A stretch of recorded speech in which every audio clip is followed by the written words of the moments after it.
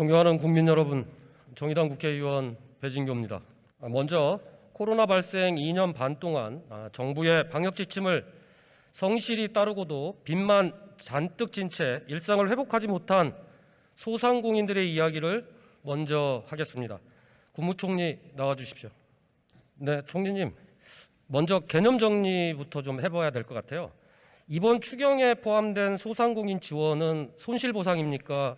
손실보전입니까? 두 가지 다입니다. 그렇죠. 손실보전은 손실과 무관하게 정액으로 지급하기 위해서 마련된 이번 추경의 제도 맞습니까? 제가 정확히 그 기준은 모르겠습니다만 600만 원에서 1000만 원까지 차등 지급이 됐습니다. 네, 손실과 무관하게 전체 소상공인들에게 지급하기 위해서 마련된 제도입니다. 윤석열 대통령이 내내 강조한 것이 소상공인의 지원입니다.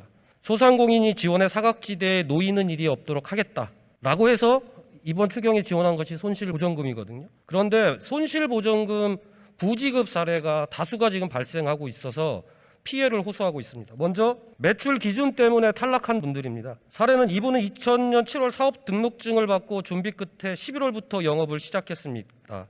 그런데 손실보전금 지급 기준이 2020년 하반기와 다음 해인 21년 하반기를 비교하는데 이분은 20년도에 11월 달부터 영업을 했으니까 2달밖에 영업을 못한 거죠. 그래서 당연히 21년도 6개월 하반기 매출액보다 당연히 적기 때문에 21년도가 매출이 증가한 걸로 되어 있어서 탈락했습니다. 두 번째 기준은 폐업 기준일 때문에 탈락한 분인데요. 2012년에 개업하고 10년 동안 운영을 하다가 지난해 12월 31일 날 폐업을 했어요. 하루 다음 날 폐업했으면 지원 대상이 됩니다. 그런데 12월 31일 날 폐업했다고 지원 대상에서 제외된 거죠. 마지막으로 정부 방역 조치에 협조했다는 증빙이 안 돼서 탈락한 분들도 계십니다. 개인 교습소를 운영하시는 분인데 이분은 방역 조치에 협조했지만 행정명령 이행서를 받지 못했어요. 그래서 문의를 해봤더니 공고였다고 합니다. 총리님, 이뿐이 아닙니다. 매출이 5천 원 늘어서 못 받는 분들도 있다고 합니다. 혹시 총리님 이런 얘기 들어보신 적 있으십니까? 저는 많이 들어보지는 못했습니다. 총리님, 누구보다 소통을 강조하고 있는 윤석열 정부입니다. 무엇보다도 윤석열 정부의 첫 번째 우리 소상공인들을 위한 정책 사업인데 총리님께서 이런 서민들, 중소상공인들의 얘기를 아직 못 듣고 계시다라고 하는 부분이 매우 안타깝습니다. 필요하시다면은 제가 중기부 장관으로 하여금 좀 답변을 드리도록 하겠습니다. 중기부 장관님께 제가 질문을 드리려다가 총리님께 이 질문을 드린 이유는 뒤에 설명을 드리겠습니다만 이분들이 중기부 장관 또 담당자 만나자고 그렇게 호소를 해도 안 만나준다는 거예요. 그래서 제가 오늘 총리님을 불러서 이 얘기를 드리는 겁니다. 지원받아야 할 사람들이 지원받지 못하고 오죽하면 이 폭염에 다시 생업을 포기하고 거리에 나왔겠습니까? 정의당은 기본적으로 이 문제를 해결하기 위해서 손실보상법을 제대로 만드는 것이 필요하다고 계속 주장을 했는데 결국 제대로 된 손실보상법을 만들지 못한 이유가 있습니다. 그래서 아까 총리께 말씀드린 사례들에 대해서 폐업일, 매출 비교 기준, 행정명령 이행세 등 사각이 있는지 다시 한번 살펴봐 주시기를 부탁드리겠습니다. 그렇게 하시겠습니까? 네, 개선 필요사항이 있는지 살펴보겠습니다. 사각지대에 놓여 있는 분들이 제발 좀 만나달라고 요청드리고 있습니다. 그런데 중기벤처부 장관님 만나기가 어렵다고 하네요. 면담을 신청해도 감감무소식이라고 합니다. 우리 중기벤처부 장관님 또 총리님 현장에 있는 우리 서민들의 중소상공인들의 얘기를 직접 이렇게 들으셔야 이런 문제들을 해결하실 수 있지 않겠습니까? 꼭 만나 주시겠습니까?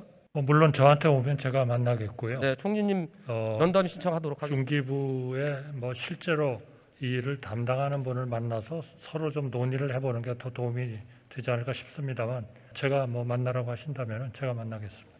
네, 오늘 국민들 앞에서 약속하셨으니까 아마 용산에서 농성하고 있는 우리 소상공인 분들이 총리님이나 중소벤처기업 장관님께 면담 신청을 할 것 같습니다. 이어서 지금까지 얘기한 것은 지금 시급하게 해결해야 될 현실적 문제라고 한다면 지속 가능한 우리 중소상공인들을 위해서 두 가지 대책 마련이 좀 시급하다고 보여집니다.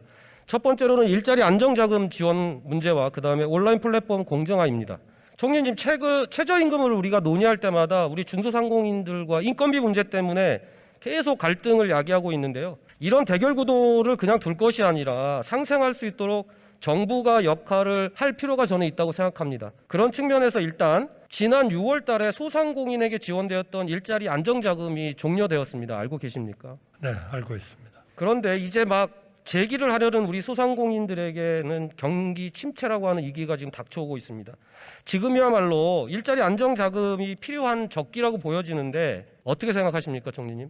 일자리 안정 자금은 뭐 의원님 너무 잘 아시겠습니다만 최저임금이 급격히 상승이 됐기 때문에 이 급격한 상승을 완화시켜 드리기 위해서 한시적으로 지원한 거거든요. 그러니까 이것은 원칙적으로 사실은 이 최저임금이 많이 올랐다 그래서 소상공인을 지원하는 것은 저는 경제적인 원칙으로는 조금 안 맞는 그런 특별한 지원이었다 이렇게 생각을 하기 때문에 지금은 코로나로 인한 규제 같은 것도 어느 정도 완화가 됐기 때문에 많은 이 소상공인들께서 일할 만하다 하는 분들도 꽤 있거든요. 그러니까 오히려 지금부터는 최저임금에 대한 보상 차원의 국민 세금을 쓰기보다는 오히려 사업을 열심히 하시고 그런 사업을 하는 데 있어서도 어려운 문제가 많이 있다. 그럼 그거는 그거대로 금융 측면에서 또는 뭐 경제부총리께서 말씀하신 EITC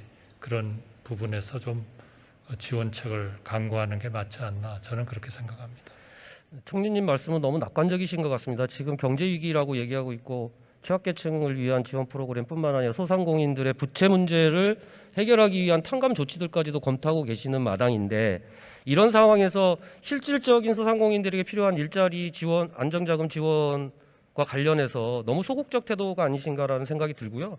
또 한 가지는 지금 상황은 일상적 시기가 아니라 재난 시기 이후에 회복하는 시기, 경제 위기가 겹쳐 있는 시기인 만큼 이런 문제들을 좀 적극적으로 정부가 검토해야 될 필요가 있다고 생각을 합니다. 더 나아가서는 이미 외국에서 급여보호 프로그램 PPP라고 하는 제도를 운영한 바가 있는데 한국형 PPP 제도도 이제 정부가 좀 적극적으로 검토해서 정말 현실적으로 필요한 우리 중소상공인들에게 지원해야 되지 않을까라고 하는 부탁의 말씀도 한번 더 드려보도록 하겠습니다. 미국이나 EU 등 주요 선진국의 추세가 플랫폼이 독점으로 귀결될 것을 우려하고 있습니다. 그래서 미 의회에서는 플랫폼 방독점 패키지 법안을 미 하원에서 통과를 시켰고요.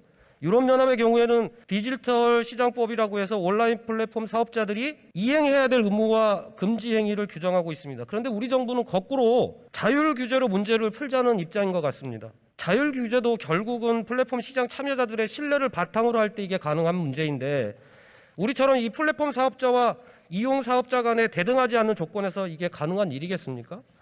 그래서 기울어진 운동장을 바로 잡을 필요가 있고 따라서 입법 논의 중이었던 온라인 플랫폼 공정화법과 나아가서 독점을 사전 예방할 플랫폼 반독점법이 필요하다고 보는데 총리님께서는 어떻게 생각하고 계십니까? 우리 배진교 의원님 항상 앞서서 외국에서 하고 있는 정책을 아주 상세하게 파악을 하시고 그때그때마다 좋은 지적을 해주시는 데 대해서 우선 감사의 말씀을 드리고요. 현재 상황은 방금 말씀하신 대로 이런 자율규제 상황을 좀 보아가면서 일종의 공정한 좀 플랫폼 생태계를 좀 조성할 필요가 있겠다 이런 생각은 하고 있습니다. 앞으로 이런 그 자율규제 진행 상황이 도저히 이 문제를 본질적으로 해결할 수가 없겠다라고 그렇게 판단이 되면 관계부처 간에 물론 그동안에 긴밀히 협의를 해서 이 문제를 우리 국회에서도 이미 논의를 많이 하고 계신 걸로 알고 있는데 적극적으로 국회 논의에 참여하도록 그렇게 하겠습니다. 네, 다음 질문 드리도록 하겠습니다. 최근 남유럽, 북유럽 등등 해서 기후 위기가 다가오고 있습니다. 지난주 우리 질병관리청이 집계한 5년 질환 환자는 805명으로 같은 기간 436명에 비해서 2배 가까이 늘었더라고요. 이미 7월 5일까지 5명의 사망자가 발생을 했습니다. 총리님이 생각하실 때 폭염이 발생하면 누가 가장 큰 피해를 볼 거라고 생각하십니까? 글쎄요, 아무래도 뭐 야외 작업자라든지 논밭에서 일하시는 고령 작업자, 그리고 노숙인, 독거노인 이런 분들이 아닐까 싶습니다. 네, 맞습니다. 여름의 폭염과 겨울 한파를 걱정하는 경제 취약계층, 죽을 것 같은 날씨에도 일해야 하는 우리 야외 노동자들, 국민의 먹거리를 지키는 농민과 어민들, 그리고 고된 일자리를 채우고 있는 이주 노동자들이죠.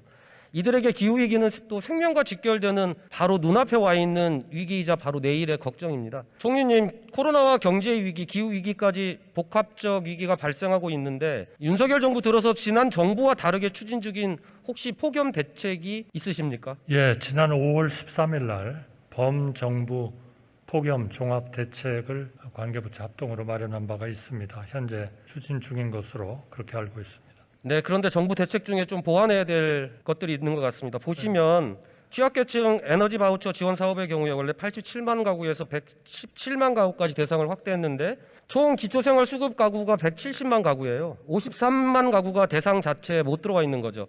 이유는 온열 질환에 취약한 국민이 아니다라는 겁니다. 그러니까 대상을 확대하는 건 좋은데 이런 식으로 수급자 중에 일부를 지원만 하다 보면 별도로 또 신청도 받아야 되고 대상이 되는지 안 되는지도 구분을 해야 하기 때문에 불필요한 행정적 사회적 비용이 발생된다는 겁니다. 그래서 수급자면 대상자다.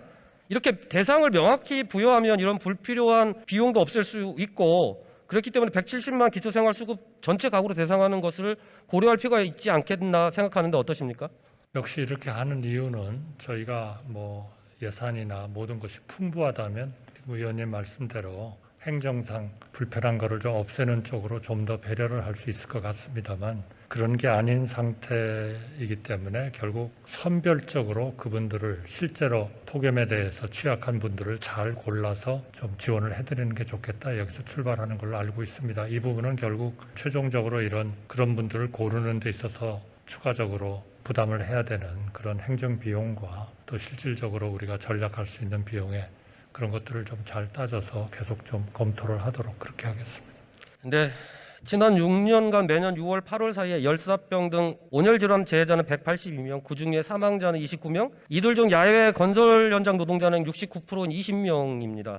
야외 노동자들을 위해서 고열 작업에 대한 기준을 확대하고 작업 중지 명령권을 포함한 적극적인 예방 조치를 의무화할 필요가 있다고 보는데 총리님 어떻게 생각하십니까? 검토를 하도록 하겠습니다. 네, 현재 산업재해 사전 예방 조치 대상에서 폭염은 제외되어 있습니다. 그래서 이런 부분들을 바꿔보자라고 얘기 드리는 거거든요. 꼭 검토해 주시길 바라겠습니다. 다음은 작년 어민들은 연안 해안의 고수온 발생으로 217억 원의 큰 피해를 당했고 과수농가는 과수 화상병이 극심해지면서 앞으로 3년간 과수 재배가 불가하다는 판정을 받기도 했습니다.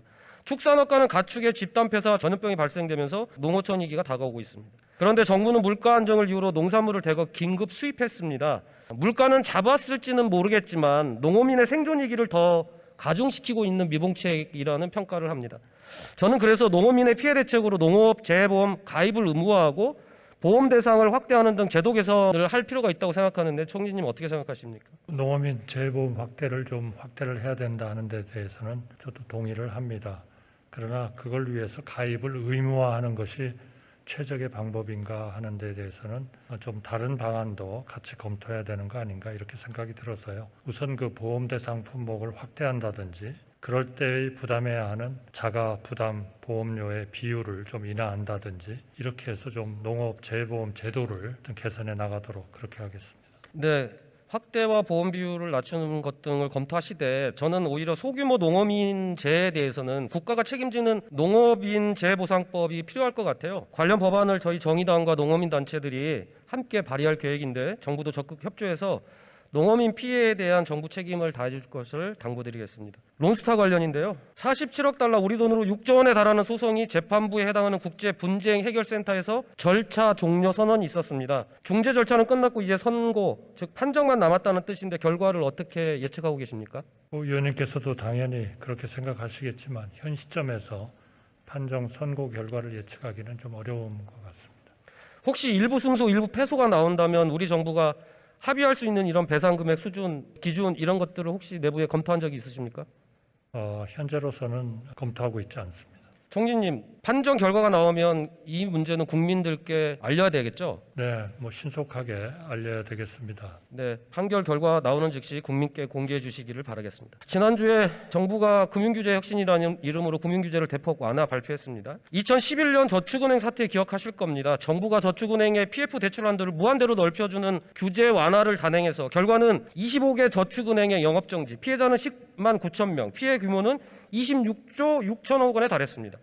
또 작년까지 이어진 사모펀드 사태, 박근혜 정부가 사모펀드 개인 투자 규제를 5억에서 1억 원으로 펀드의 심사를 사후 등록제로 변경하는 등 대대적으로 규제 완화를 했어요. 이 규제 완화 때문에 결과는 DLF, 옵티머스, 라임 사태까지 은행이 판매한 사모펀드 환매 중단이 22개, 피해 규모는 5조 5천억 원에 달했습니다.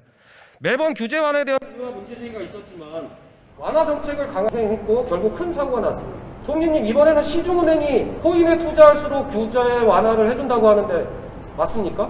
제가 알고 있기로는 시중은행이 가상자산 투자를 하도록 그렇게 허용하는 것은 아닌 것으로 그렇게 알고 있습니다. 가상자산을 규제할 법도 아직 만들어지지 않았는데 은행이 가상자산에 투자할 수 있도록 한다는 게 말이 됩니까? 이게 규제 완화 정말 대형 사고 안 나는 게 이상할 텐데 어떻게 생각하십니까? 지금 이 금융규제 혁신을 지금 검토하는 그런 과정이 있기 때문에 그런 과정에서 의원님 지금 우려하신 사항을 충분히 균형 있게 검토하도록 그렇게 하겠습니다. 결국 이런 규제 완화는 제2의 저축은행, 제2의 사모펀드 어쩌면 그와 비교도 안 되는 더 큰 피해가 발생할 수 있습니다. 뿐만 아닙니다. 일반 회사가 금융회사를 가질 수 없도록 했던 금산분리 원칙을 뒤흔들고 있습니다. 인터넷 전문은행으로 규제에 구멍을 내놓고 이제는 그 규제독을 무너뜨리겠다고 하고 있어요. 이대로라면 얼마 지나지 않아 SK은행, 삼성은행 나오지 말란 법 없습니다. 이 모든 규제 완화의 종국에는 재벌 대기업들에게 은행업을 허가하려는 것이라는 주장이 현실이 되고 있는 것이 아닌지 굉장히 우려스럽습니다. 대체 누구를 위한 규제 완화입니까? 금융규제 완화 전면적으로 재검토해 주십시오. 재검토하지 않으면 이후 발생할 모든 피해의 책임은 윤석열 정부가 전적으로 져야 할 것입니다. 경청해 주셔서 감사합니다.